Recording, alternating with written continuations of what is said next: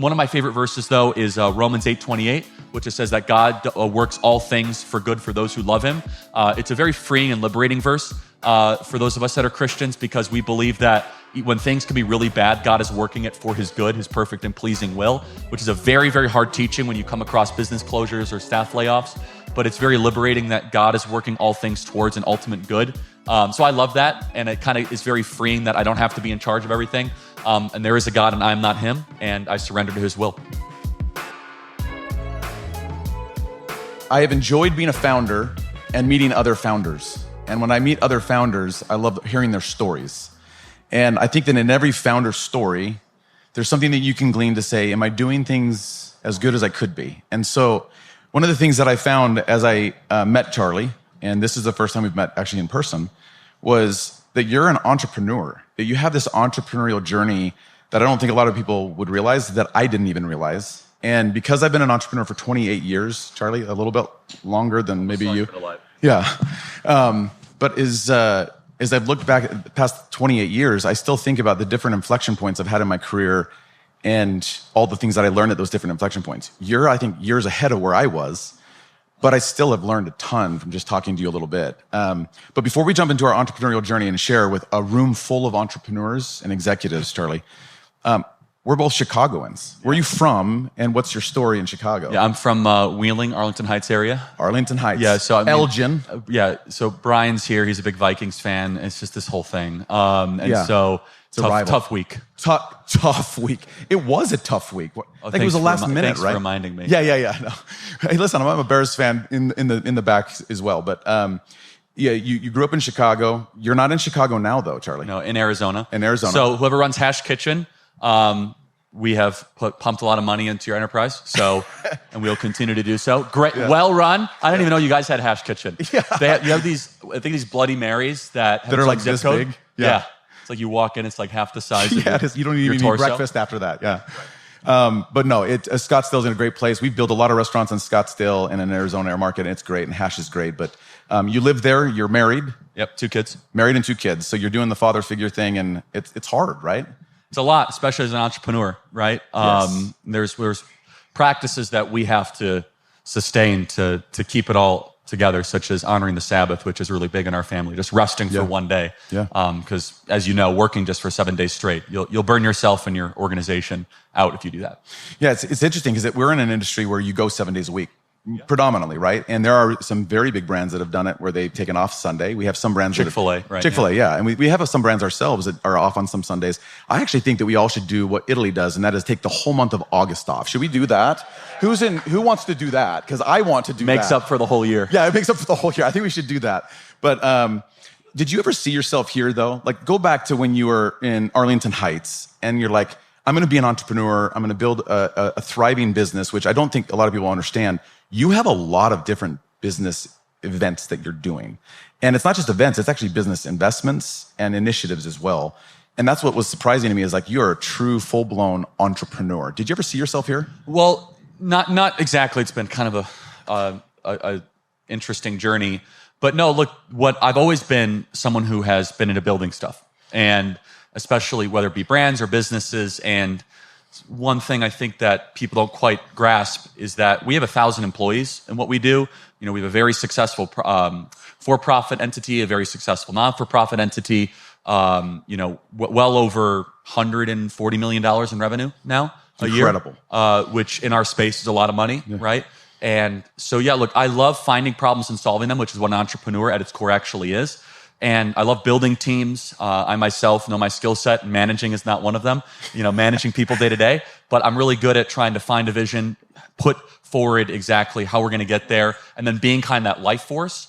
And as an entrepreneur, I find this especially with founders. Founders are rarely good day-to-day managers. Sometimes they are.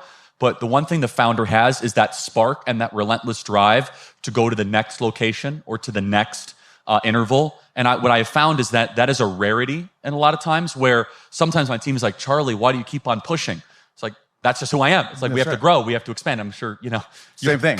Same DNA. And understand, as founders and executives and as entrepreneurs, you're in a genetic rarity, literally, because most of the world just kind of wants to keep things the same and it's our job to push them and to give them the vision and to instill them exactly what success looks like. So I love building stuff. I have some other fun entrepreneurial stuff we're actually going to announce later this year. Awesome. So that's a little bit of a tease. I know that you're a little bit of a developer too. You like a little bit of real estate. You're developing land, private, investments. I just can't, sit still. Can't sit still. Some crypto, some also. Of course, everybody's got crypto. Oh yeah, trust me, I know. But I have no recommendations of any coins. But no, all kidding aside though, I love the free market. I love actually playing and participating in it. And I also just love finding if there's problems that people need to be solved. And that's kind of been part of my life's work. Yeah, I feel the same. As an entrepreneur over all these years too, Charlie, I've thought, what is the spark? I've been the founder. You've been the founder of your organization. And when I have invested into all these different brands now with Savory, one of the things that's interesting is when we meet with a founder and the founder's like, well, we want to do a transaction with Savory and we want to go retire. We're always, we're out. And the reason why we bow out of that is because they are the spark. And I think that they're still so important for that culture of that business for many, many years past. Now, when the brand is thousands of units and it's Chipotle, I don't think that people care as much about who the founder was. But when you're in the realm that all of us are in, which is call it 2 to 20 or a little bit beyond, I feel like it really is important. That spark is interesting. Yeah, no, it's incredibly important. And also, you as the founder and everyone in this room that has started something or is running something, you have an obligation to be the hardest working person in that entity and to set the tone and set the pace. Nothing collapses an organization quicker than when either the founder during growth mode, now during sustained mode is different, but during growth mode, the founder is noticeably working less and putting less time in than the team. Yeah. That is a recipe for catastrophe. And that happens when you get a lot of outside money sometimes into a business where the founder hasn't really had to earn it and has had a ton of outside investors or private equity money. And they're like, oh, I'll just kind of work a 9 to 5, but you guys have to stay till 8 p.m. every night. That creates dissension and obviously inevitable collapse. But it's more than just the hours worked. It's the founder has this original and initial vision of exactly where he or she wants to see this business go or this entity go. And that's honestly what makes this country so unique. I mean, I just visited South Korea and Japan this last weekend, nice weekend trip. Let's just run over there. Let's go to Tokyo, that's easy to get to. There's so many beautiful things about those countries. They're clean, they're orderly, they're polite. But honestly, they don't understand the word entrepreneur at all. No. I was trying to explain it to them. They're like, well, what do you mean? You start different businesses. Yeah. In their culture, you do a job, you do it for 30 years, you do it super well, and that is your duty. And they do. And by the way, it's incredibly appealing in a lot of ways, but there is a dynamism that's missing, right? There's kind of this energy and this this uniqueness that we have in this country. I mean, you go to continental Europe right now, which is actually economically not done very well last 15 years, and we've done very well considerably. Entrepreneurship is largely dying across continental Europe, right? You're right? Maybe if you have one restaurant, maybe if you have one brand, but this idea of scaling and pushing and the Italian tax code cannot grasp the idea of losing money to grow a business. It's an income. They're like, wait, what do you mean you're going to lose money? Yeah. Businesses only exist to make money. Yeah. Well, no, you're going to lose it to boost the valuation to grow it. And the point being is that we as entrepreneurs, everyone in this room, I think it's one of the things that makes this country so exceptional and important. I agree. Because it creates new wealth. It's new risk in the marketplace. And it delivers for the consumer and the customer and the citizen new ideas, better products, and it's that constant competition is always refining us towards a better version of success. Yeah, I agree with that. I was going to say, I will speak for everybody in the room. I think that we would like some employees to just work for a year. Would we like just 1 year straight with every employee that works? No, that'd be great. You want the Japanese bus driver who's been there since he was 23, wears a full suit and tie with white gloves, and he's 81, and he's been doing it. He's like, yes, thank you so much. That would be so great at one of your brands, it would be great, right? Yeah. Not the 3-month turnover. I want to go find myself in a trailer in Alaska. That's right. That's right. I've never heard that one, Charlie. I think as entrepreneur, and I could answer this too, but I really want to get your take on this. But what is the biggest sacrifice that you had underestimated being an entrepreneur? I know mine. This but what's is yours? so cliche, so I apologize, guys. Be every cliche. one of these. Okay. But honestly, repetition is the soul of memory. But if you want to be a good entrepreneur, I learned this 5 or 6 years ago. You have to be so clear on how you spend your time, and your time really is your most valuable resource. And I manage my day down to the 5 or 6 minute interval, right? It's okay, I'll be able to do that call, and this is how long it takes to go into the car. And that, especially when you are in growth mode, which you and I are constantly in growth mode, Always we know in nothing growth but growth. And that's the other thing as an entrepreneur that I had to learn the hard way. Know your nature. Yeah. Know what you're really good at. Yeah. So I always ask my team, I say, does this meeting require patience? And the answer is yes. I'm like, I'm probably not a good person for that meeting, actually. Yeah. Like, I will delegate that, right? Like, unless it's absolutely necessary, if it's like a long, drawn out, like HR meeting, like I could delegate that. But if that meeting requires like quick, decisive action, vision casting, problem solving, bring me in. Yep. So you have to know your nature. And every entrepreneur is different, by the way. Some people in this room might be entrepreneurs that are gifted with patience. I'm not one of those. Yeah, neither am I. Right, exactly. I'm kind of like, okay, what's next? Like, you get to the point. And so I know my demerits and I know my faults, and knowing your nature is incredibly important. And that goes with time as well, which is I find that if I'm enjoying something, I will spend like endless amounts of time and my day will be completely derailed. So I have to try to put on very strict limits. And then as an entrepreneur, you have to obviously have very strong spiritual health, whatever that is in your life, very strong, obviously, mental health, connection and relational health, and then physical health. I think I see far too many entrepreneurs. I could list 5 in my life that I know that just completely forsake the physical health when they're in growth mode, right? They're eating terribly. They're not sleeping. They're not exercising. I'll get to it later. That's what they'll get to it later. Yeah. And when you're young, that's correct. But I actually would make an argument. Not only is it bad for you, obviously, health-wise, but like it actually makes you harder to run that business and to grow that business. I think that people that are properly prioritizing sleep and properly prioritizing diet are actually better founders and better entrepreneurs. And so, but anyway, going back, time management. I find what separates the good from the great entrepreneur is someone that is able to meticulously be able to manage their time. You know, I was able to spend a lot of time with Elon Musk, a year ago, and regardless of your opinions of him, he's a phenomenal entrepreneur, right? Unbelievable founder, like undoubtedly, inarguably, right? And he's so clear on his time management that he actually handles it himself. I couldn't do that, but like he can't even handle the bureaucracy of having like an executive assistant at times. He's like, nope, I know exactly how much time I must spend on a certain thing, and I will be kind of the guardian of that. And you think about it, like time is the equally distributed resource that we have to always be guardians of. I got to be honest, I don't know how he does that because I could not live without Mackenzie, I couldn't either. So.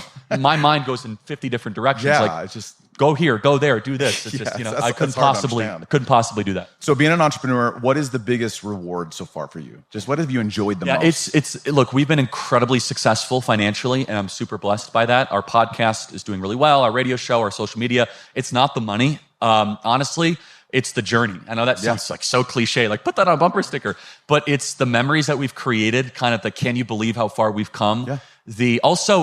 I did a lot of thinking about this last year, like what is it that really drives me? I love solving complex problems and doing the things that people say they can't actually be solved. Yeah. I'm sure you're very similar in that way, which is like, okay, people say that you can't have this kind of a restaurant or you can't have this kind of thing. Like, well, maybe you can. Is there a better? And that is what an entrepreneur at its core is, a problem solver against the tide. That's what it is. Yeah, it is. Because again, if it was simple, there would be no reason for entrepreneurs. Entrepreneurs are people that, quit companies while they might be ascending, or they're putting out a second mortgage on their home, or they're diving into savings or liquidating their 401k. And I think there's really something admirable about that kind of ambition. Yeah. It makes the world a better place. And so the greatest reward, I'd have to say, is just seeing the journey and seeing obviously some of the lives impacted along the way. Yeah, I agree with that. And I will say this, I've been fortunate enough to, Charlie, as an entrepreneur, to go through some cycles where I've built a business, sold it, built a business, sold it. And people have always asked me before, like, what's been the best part? And I've said, honestly, it is a journey. So I had the bumper sticker way before you, just so you know. And in my mind, I thought, I was always excited. Growing up in Chicago, I always had like this poster in my room, and it was a picture of a Ferrari. And I just remember, I'm like, man, one of these days, Charlie, I'm going to make enough to buy a Ferrari. And I remember when I bought my first Ferrari, having an exit, and I think a lot of people here that do know me a little bit know that I'm a car guy. And I remember getting in, I'm like, this is so cool, right? First day, I've made it. And the second day, it was like, that's pretty cool. And then like 2 weeks later, I'm like, totally cool. A month later, Charlie, I was like, it's a car. And it was so wild to me how anticlimactic and fast that was. And so when you say journey, I have a good friend, and I think many of you have met her today, but she just went through a business sale as well. And she's like, man, I'm reminiscing the last 25 years of building my business. And I feel like I appreciate more the journey of having gotten here than actually have gotten here to where I sold. Right? And you need to enjoy every day then. Therefore, every day. Because the reward is actually the process. It's the process of solving problems. And there's a reason why you're on your third fund, Andrew, because after your second or first second one, like Okay, fine. You could go retire. Like, okay, that's not what life's about. It's about value creation. It's about pouring into people. It's about making people's lives better. And I think that's always lost because the outside world that is anti-entrepreneur, or at least value neutral on entrepreneur, they're like, oh, it's all about the money. I mean, look, yeah, that's a way to kind of token. It's part of it. It's a way to tokenize and measure your success, obviously.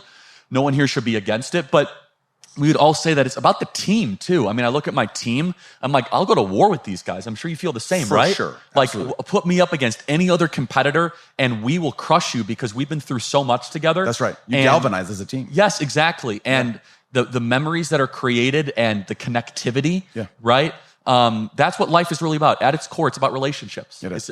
And that's what, as an entrepreneur, it's like you don't want to be a lonely entrepreneur. I learned that. No. You don't want to be. You want people around you. In fact, if you are a lonely entrepreneur, it's like probably won't work very well, honestly, unless you're an incredible whiz kid engineer that has a gizmo better than anybody else. But you guys largely in the restaurant space are in the relationship business. That is. We are in that business. It's tight margins. It's knowing customers' names. It's knowing your employees. Hey, you have a tough day, bad day, you're going through divorce, and someone just break up with you. Like, that's what it's all about, right? And it's not just about, maximizing the bottom line, which of course is part of it, but I bet everyone in this room would agree that what is the most precious thing you have? It's the team, it's the human beings that actually make it happen. 100%.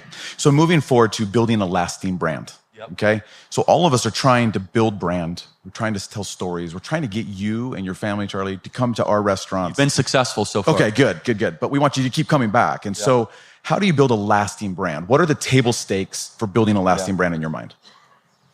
So I'm trying to think of how to apply it towards restaurants. So I'll just probably broaden it. And you guys, broadly, I mean, look, first of all, don't overcomplicate it. Don't do Cracker Barrel. That would be my first piece of advice. So if you have a brand that everyone likes, don't change it. Right? So please don't change Hash Kitchen. Yeah, we're not going to change it. Works too well. So don't do that. But honestly, when it comes to a brand, it has to be something, and I'm constantly trying to build brands. It has to have a missional statement as to why or what you are doing, especially when you're trying to have employees, that it's not going to just be enough as a job. They want to feel as if they're part of something and they're building something.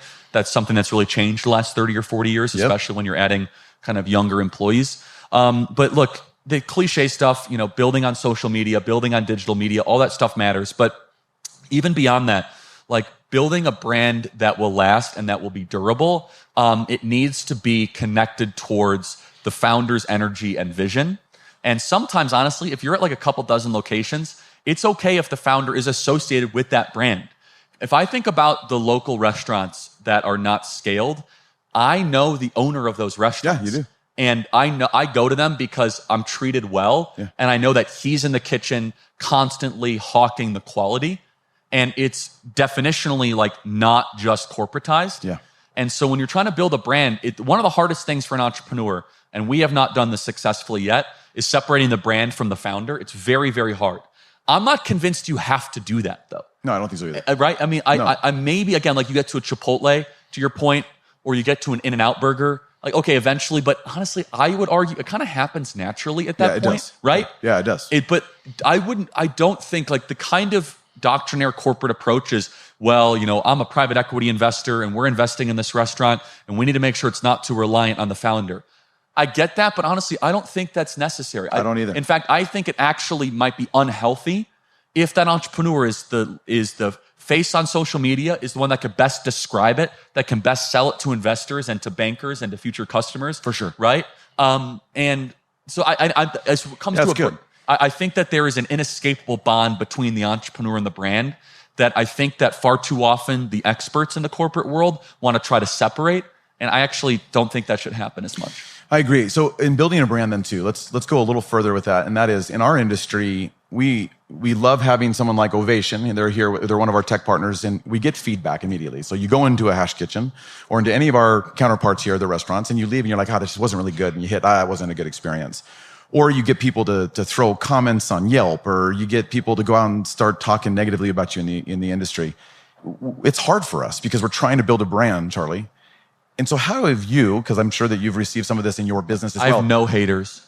No. None of us do. We're all here perfect. We have no haters, no criticism. But nothing but supporters. How do we all learn from taking opposition and criticism? Actually, I have a quick question for you. No, ask me. How seriously do you guys take Yelp and all that? As a customer, you never know, because I write these screeds against some of these restaurants, not Sicilian Butcher. Yeah. But like, how seriously do you guys take that in the restaurant I think business? that it is a lagging indicator of how we're doing, not leading. I do think it's something that we look at because we have to. There's not a lot of different ways to know how you're doing. I feel like all of us, and maybe I can't see a lot of you guys, by the way, just like the first 2 rows, but how many of you guys in here rely on Google more than Yelp?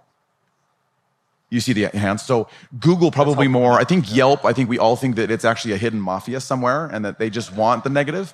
And so I think I also think there's some fake stuff on Yelp. I Am I don't wrong? know. I think we would all agree with that too. That there's some. Do you of think it's your fake. competitors are planting bad comments? Yeah, I think that's what we've something. wondered, right? I think there's. I want to get to the bottom of it. Yeah, we want to get to the bottom. Once you get to the bottom of it, let us all know. We want to know. But either way, it is important. I've always been curious about that. Yeah, no, it's important for us. And so you're right. Like you get, as founders, as Savory and our team, we look at, people having bad experience after bad experience. It's good to see that and go, we need to address this, and this within the business. But how do you take it and then just as a team to not let it melt you down and turn that opposition or criticism into a strength? Yeah, look, first of all feedback is an opportunity to get better, right? And at least in my business and what I do, anytime someone has negative feedback, I personally see it through to make sure that it's addressed. And I do it like aggressively. I do it really fast. And I do it involving the parties and the actors that were responsible. So it's a learning lesson so it never happens again, right? So we run these big events, 20,000 people show up. It's the biggest events.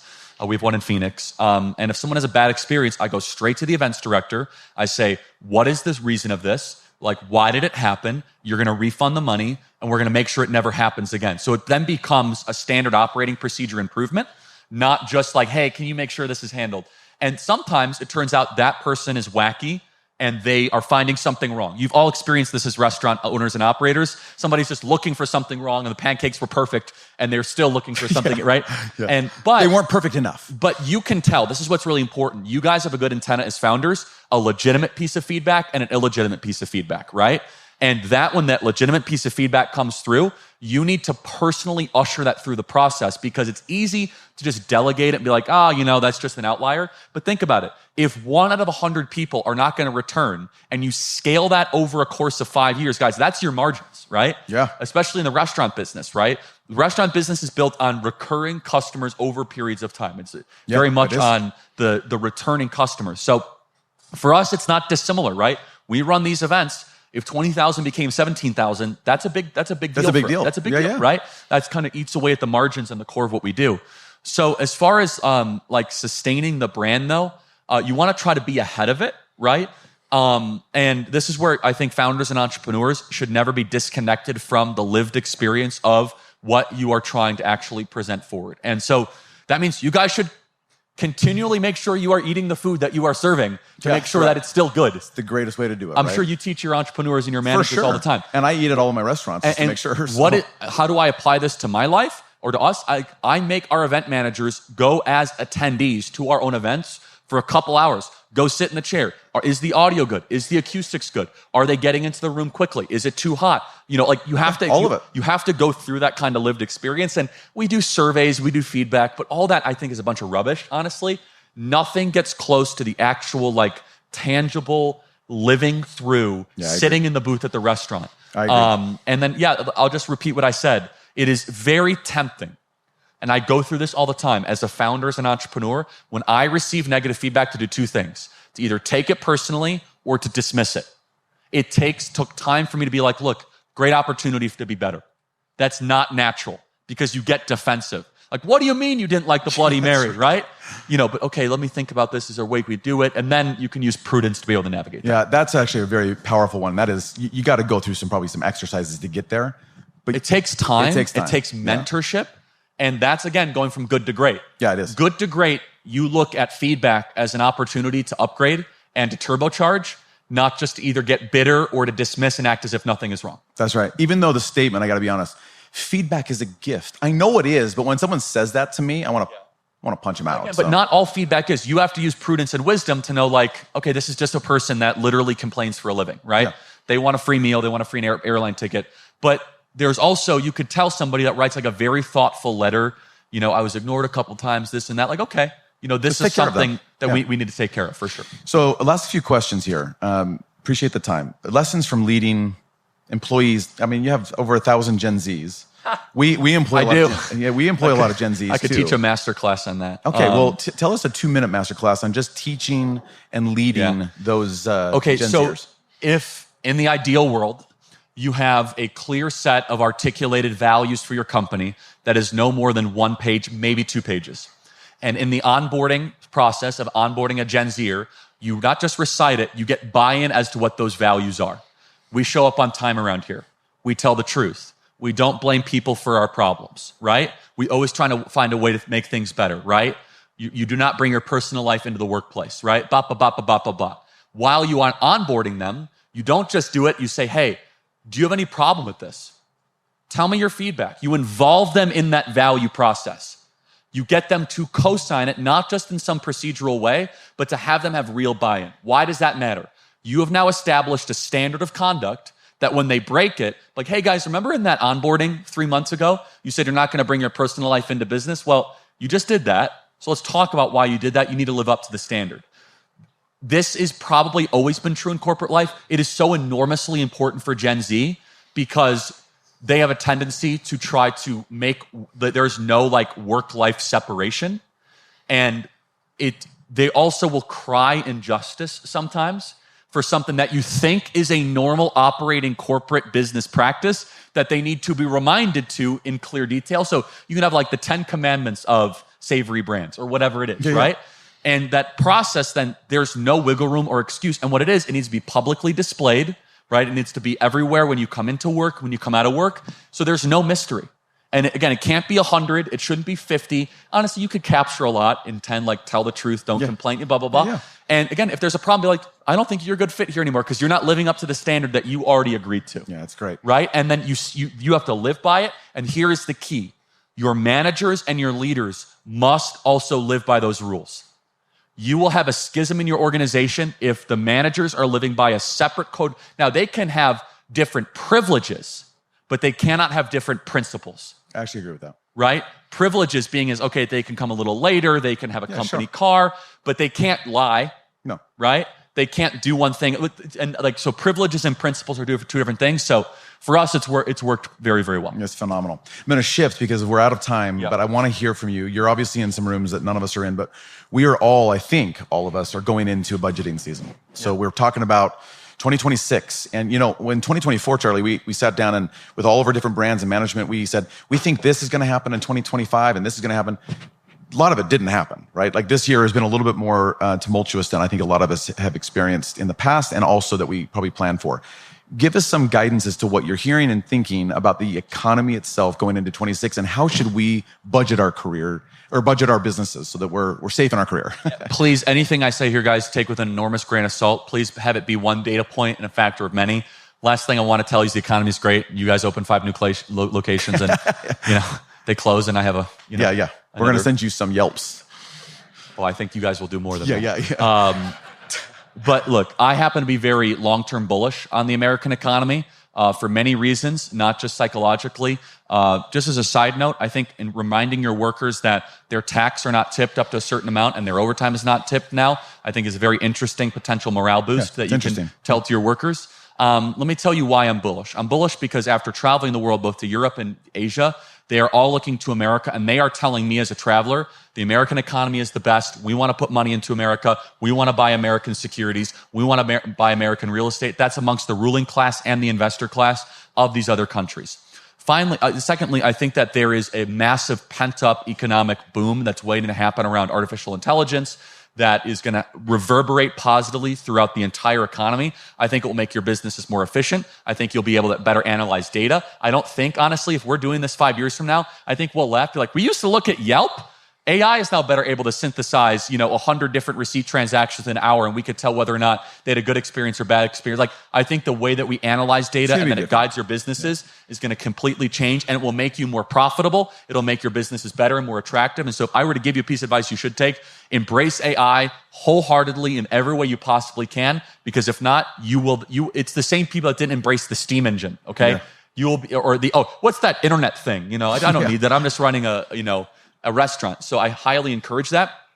I think rates are going to go down. I was talking to a major multi-trillion-dollar fund manager the other day, and he says their data shows the American economy is a lot better than even the Fed thinks it is. So I happen to be a very optimistic person. I think that there is probably going to be a market correction at some point. I think that publicly traded securities are vastly overvalued, largely because money doesn't know where to go right now. So it just keeps on going into these high, insane multiply, the same 6 companies, and NVIDIA, Google, Microsoft, that just keep on there. But the actual brass tacks, consumer sentiment is actually okay. Consumer spending is remaining strong. If there were some pitfalls of where the economy is, housing remains to be a big problem. However, shelter inflation hasn't gone up too much since January.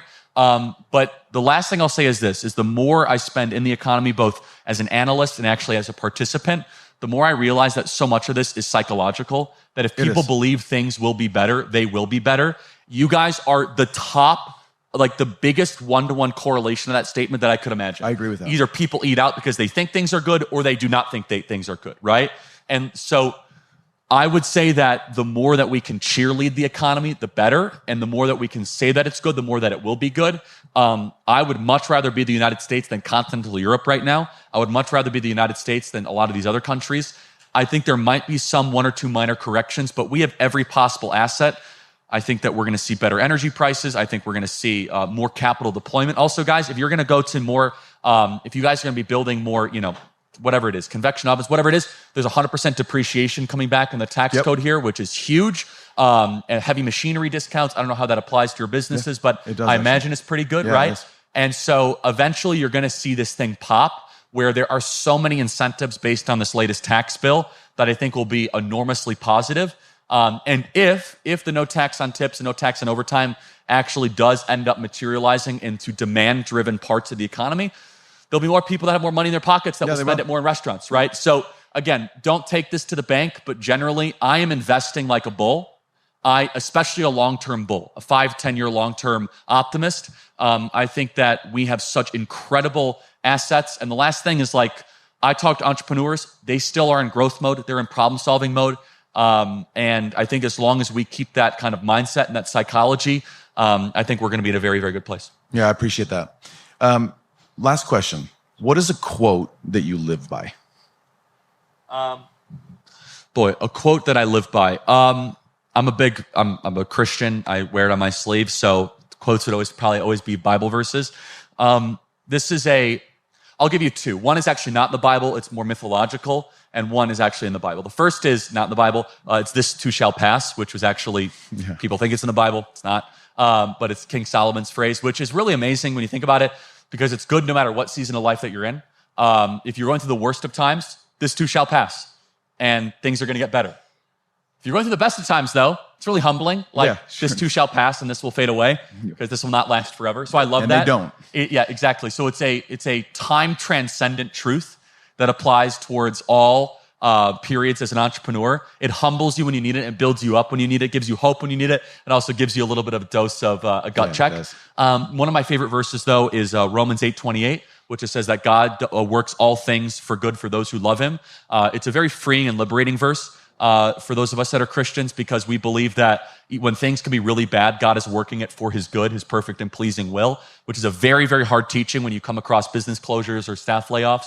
But it's very liberating that God is working all things towards an ultimate good. So I love that, and it kind of is very freeing that I don't have to be in charge of everything. And there is a God, and I'm not him, and I surrender to his will. I appreciate that. My quote, I'm going to share it with you. Is that okay? Yes, please. Is from Epictetus, and it's, "If you want to improve, be content to be thought foolish and stupid." The original Stoic. Yeah, he was a former slave that became a Stoic, And I love it just because as entrepreneurs and all of us here building businesses, we are pretty foolish. It's very, very hard, but you have to be content in the fact that we've signed up for this, that we are showing up every day to battle through it. And so all I'd like to leave everybody here with is stay the course, be smart, stay positive. I like that you have a positive outlook on the economy. I do too. We're investing like crazy right now into the market. Don't do it because I told you. No. Okay. We were doing it before, but this year and even next year. But I appreciate you sharing some of your wisdom, and you're obviously in circles that we're not. And so thank you for sharing some of the things that you're seeing and you're hearing. And thank you for sharing your entrepreneurial journey. I think that all of us learn from each other, even if we have differences. by elevating each other. So thanks for being here. Thank you guys for warmly welcoming me. Thank you so much.